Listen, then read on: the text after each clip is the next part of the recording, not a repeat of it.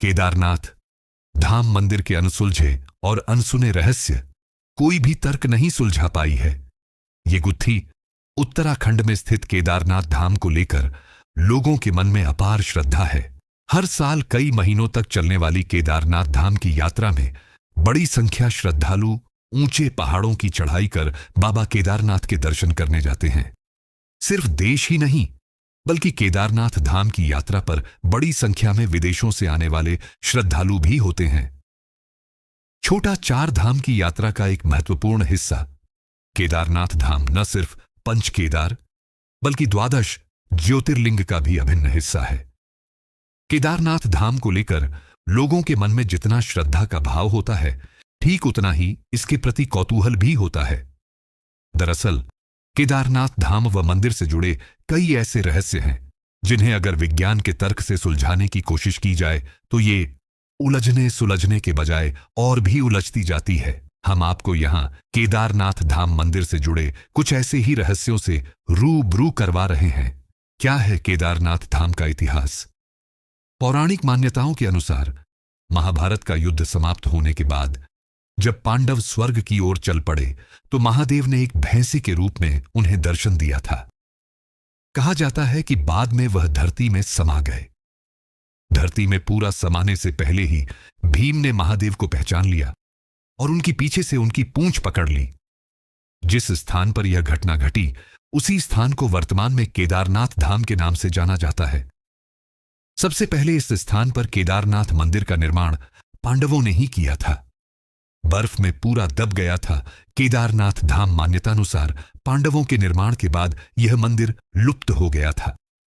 इसके बाद लगभग 8वीं सदी में आदिगुरु शंकराचार्य ने इस मंदिर को ढूंढ निकाला और फिर से भगवान शिव के मंदिर का निर्माण करवाया। केदारनाथ मंदिर के पीछे ही आदि शंकराचार्य की समाधि है। माना जाता है कि केदारनाथ धाम लगभग 400 सालों तक बर्फ में पूरी तरह से दबा रहा। वैज्ञानिकों का मानना है कि 13वीं सदी से लेकर 17वीं सदी तक छोटा सा हिमयुग आया था।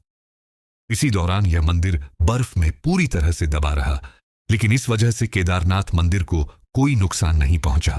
6 महीने नहीं बुझता दीपक। आदि शंकराचार्य के बाद लगातार समय समय पर इस मंदिर का जीर्णोद्धार होता रहा। कहा जाता है कि पहले 10वीं सदी में मालवा के राजा भोज और बाद में 13वीं सदी में भी इस मंदिर का जीर्णोद्धार किया गया। केदारनाथ मंदिर के कपाट मई के महीने में खुलते हैं और दिवाली के बाद भाई दूज के समय शीतकाल के लिए केदारनाथ मंदिर के कपाट को बंद कर दिया जाता है। इस समय भगवान की शीतकालीन गद्दी उखी मठ में होती है, जहां बाबा केदार की चल विग्रह को स्थापित किया जाता है। मान्यता है कि 6 महीने के लिए जब मंदिर को बंद किया जाता है तो मंदिर के गर्भगृह में एक दीपक जला दिया जाता है जो अगले 6 माह तक जलता रहता है। शीतकाल के बाद जब मंदिर के कपाट खुलते हैं तो दीपक भी जलता हुआ ही मिलता है। आश्चर्य की बात है कि जिस समय मंदिर के कपाट बंद रखा जाता है तब इस मंदिर के चारों ओर बर्फ की मोटी परत जमी रहती है। यहां किसी भी इंसान का कोई नामो निशान नहीं होता, फिर भी दीपक कैसे जलता हुआ मिलता है? मंदिर से क्यों नहीं टकराई भीमशिला? 16 जून 2013 की रात जब केदारनाथ धाम पर प्रकृति का कहर बरपा था, उस समय आए जल प्रलय ने केदारनाथ घाटी के आसपास के कई गांवों को पूरी तरह से तबाह कर दिया था। केदारनाथ मंदिर के आसपास मौजूद होटल से लेकर घर और दुकान तक सब कुछ ताश के पत्तों की तरह पानी में बह गया था। लेकिन केदारनाथ मंदिर के किसी भी हिस्से को जरा भी नुकसान नहीं पहुंचा।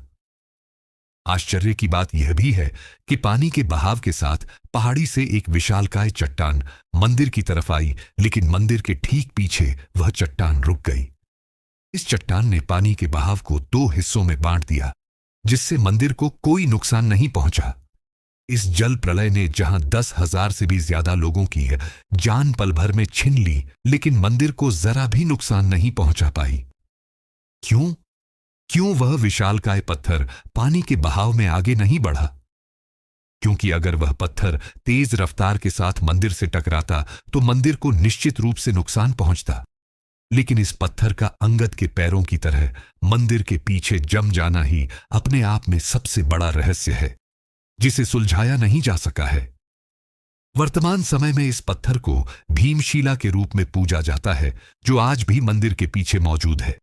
दोस्तों, आज की केदारनाथ धाम की यह रहस्यमयी वीडियो कैसी लगी, कमेंट में जरूर बताना।